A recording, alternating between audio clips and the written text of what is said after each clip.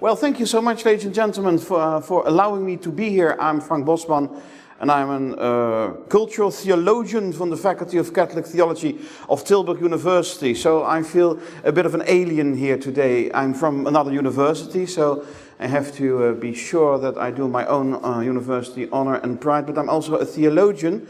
And I guess that I'm the only theologian here today. But is there any other theologian, or will I remain the alien? Yes, that's the position I like the most. And I am a video game theologian. That is, I play video games. I've done my whole life and I'm still doing. I love video games, series like Assassin's Creed, Far Cry, Bioshock, Prey, things like that. I've been gaming my whole life, but I'm also a theologian, so I can write books about it, I can write articles about it, I may travel through the whole world in order to tell people the wondrous world of religion and video games. And today we're going to do exactly that in the 15 minutes that has been so graciously given to me by this wonderful organization. Thank you so much again. We're going to talk about Bible games, Christian games and Bible games, especially the Wisdom Tree library. And the interesting is that there is a very nice subgenre of video games that can be identified as Christian games. And I will already tell you, they're not the best quality on the market. They never were, and they probably never will. And why they will never be quality on the market, I will try to explain to you today in the 15 allotted minutes I've gotten from, again, the gracious committee. The Christian games, and what is a Christian game? And I try to give a definition because we are scholars and we thrive on definitions. Christian games are commercially released video games explicitly appropriating the Western version of the Christian tradition, including the Bible and its reception, usually but not exclusively, for the implied, possibly but not realized, purpose of providing faith-appropriate content for children and young adults, and or proselytizing non-believers. And yes, I have worked for 5 days on this definition, and I'm really fond of it. And as you can see at the bottom half of this definition, it's claiming to be providing faith-appropriate content for children and young adults and proselytizing non-believers. That's not a very good pitch for fun, isn't it?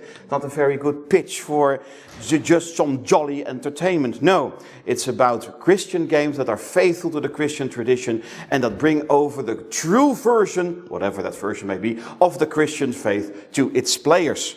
And within that you have the subgenre of the Bible games. It's the same as Christian games, but focusing exclusively on the Bible as its source material. We have a wonderful quote of Don Driesenberg, president of a small Christian game developer in West Creek Studios, and he says, and I quote, many parents have simply turned off video games in their households. That is not a bad choice. But many kids, drawn to the forbidden fruit, will find a way to get their fix elsewhere. A better solution is offering them a Christian alternative. In fact, graphics-intensive, Bible-based video games have been known to impress even non-Christian players. And yes, Christian video games have impressed non-Christian players, but usually by the sheer lack of quality and their overall, badness, so to say. I want to focus here, I give some examples of, and you can play them later on in the exhibition there. I will have my laptop and my emulator ready. You can play them. I will focus on the Wisdom Tree video game developer. It come forth from the game developer Color Dreams, 1998, and it is famous for bypassing Nintendo's famous lockout chip for the Nintendo Entertainment System, the 8-bit. And you can ask, well, if it's a Christian game company, is cracking a code or bypassing a lockout chip a Christian thing to do? Well, that's very interesting, but we will not go into that. And they produced, well, not very well received games like King's Neptune Adventure, Pestaminator, yes, Metal Fighter, Crystal Mines, and everyone's favorites, Menace Beach. And then in 1991 they reinvented themselves as the Wisdom Tree, targeting explicitly Christian game audiences. This is one of the examples, one of the things we all have been waiting for. It's from the game The King of Kings. Of course, a reference to the well-known Jesus of the Bible film, Jesus film, The King of Kings. And it has 3 different games you can play. If you buy one game, you get 3 games, very commercially successful. And one of them is the flight to Egypt. And maybe some of you who have still some remembrance of the Christian narrative, when baby Jesus was very young, there was a king called Herod, and Herod wanted to kill baby Jesus because he was a threat to his own power. So he ordered his soldiers to massacre all the young children in Bethlehem and the surrounding areas. But of course, warned by an angel of God, Joseph and Mary and the baby infant Jesus were on time to their flight to Egypt, where they remained for 12 years until they could return back to the Holy Land. And this one sentence in the Bible, in only one gospel, that they fled to Egypt to flee from King Herod's violence, is turned into a video, and we're just gonna watch and enjoy it.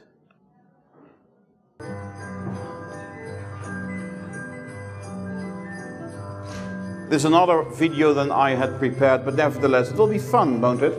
The Wisdom Tree Library, it's of course a cross, a tree, it's a reference to the Garden of Eden, reference to the cross of Jesus of Nazareth, the wise men fly to Egypt, Jesus in the temple. Because it's the young years of the King of Kings. Let's put it on easy. Yes, please do. Alright. So you're Mary and Joseph and baby Jesus on a donkey. The sound loop is very annoying, but that's exactly the point. The donkey can kick indeed. You can see Joseph, Mary and baby Jesus on the donkey, climbing some undescript mountain, and you have to fight several animals like snakes and goats and yetis and snowmen, because yetis and snowmen are very biblical, of course. And even you find those little scrolls. It's Bible trivia. You can answer questions about your biblical knowledge, and if you succeed, you get more life. Because, of course, reading the Bible is the source of everlasting life, as we all know. Eventually, you will come across a rabbi, very traditionally in traditional clothes, and the rabbi tries to stop you, which is a very nice anti-Semitical touch to this Christian game, because apparently the Jewish people try to prevent Jesus going into safety and cooperate with the Herod government, some sort. I think there's a bit of anti-Semitism going on here, which has to be addressed at some point. Well, you see how much fun it is. Don't you all feel the need immediately to go play this wonderful game? Yes. Thank you so much. Can you shut up? All right. So he is the angry video game nerd, is someone who very grudgingly is rating and commenting on very bad video games. And of course, I'm here to talk about cartridges made for Nintendo systems, but without any endorsement from Nintendo. Take this one, for example, Bible Adventure. Would you want to buy this with its weird baby blue cartridge? Yes, you will. Yes. Unauthorized Nintendo games? Very morally just, yes. Let's check it out. Let's do. All right. Noah's Ark, baby Moses, or David and Goliath. Who does not want to play this? First, let's do Noah's Ark. Well, there's Noah. Moves pretty fast for an old guy. The objects that get the animals in the ark. He's a strong guy. You have to put the animals in the ark, otherwise they will drown, and we don't want that to happen, of course. According to Bible Adventures, that's how it happens. Yes, absolutely. You drop those fuckers off. Yeah. The terminology is not very biblical, but he is more or less right. Find some more, bring them back. Fun, huh? Yeah, fun, very much fun. Yes, thank you. So we have seen 2 examples now of this kind of Christian Bible games. We have seen, thank you so much. We have seen two examples, and I want to discuss with you why these kind of video games, Christian video games, made explicitly by to and for Christian audiences, why they are so bad generally. So because there's a reason why Bible games or Christian games are so difficult to make, and people will generally come up to me, people from my church or from the theological community, and say, Frank, would it be a good idea, you're a game theologian, yes. Would it be a good idea to make a Christian game? No, we're not going to do that. Why don't you make a fine Christian game? You're a theologian. Make a Christian game. Well, I don't have 2 million to persuade Ubisoft to even read my emails, but secondly, it's not a good idea. Why? Well, this is Zachary Oliver from the Theology Gaming, and he gives some very interesting thoughts for us. Games for the faithful have suffered from Wisdom's 3 legendary bad games. So all Christian games have to battle up to the heritage of these kind of video games, of the Wisdom 3 video games. They are riddled with blatant plagiarism of established game ideas. So if you put them one-to-one to authenticated video games of Super Mario 2, Brothers 2 for example, you can see they're just copy-pasted and they're just given a Christian makeover. And illegal cartridge production and lockout overrides, giving the bad reputation to the whole genre.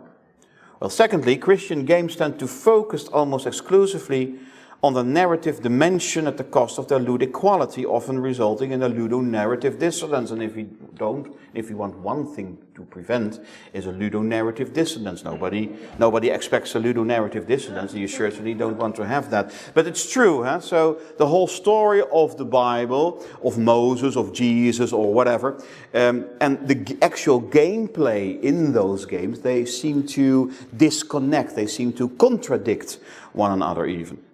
And Christian games appear to exist purely for the purpose of evangelizing, sacrificing all subtleness in a zealous effort accompanying this. So if you are playing a game and you think, well, the makers of this game are trying to force a certain political or ideological or religious message to me, usually you refrain from that. You hate that. You feel manipulated because people are trying to give you a certain political or religious idea. So it usually has an opposite effect on people. And the fourth one is the explicit religious self-identification of Christian games paradoxically scares away a subset, or maybe more than a subset, of their supposed target groups, the non-believers. So as soon as you pinpoint something as Christian, there is a lot of potential audience that will say, I won't have anything to do with that. I won't have to do anything with that because it's Christian. So if you make video games to proclaim the gospel, to make new believers, to save souls from Satan's hell, maybe calling it a Christian game is maybe the worst thing you can do for that effort. So I have been given the first warning with the Nerf gun, and my own clock says 17 minutes. And I want to thank you for your attention. Thank you for letting me opening this wonderful symposium. And if you think these games are the most wonderful games that have ever existed, I cannot live another day without playing them, please join me and we will emulate a couple of them and we can have a good laugh and a good discussion about that. Thank you so much.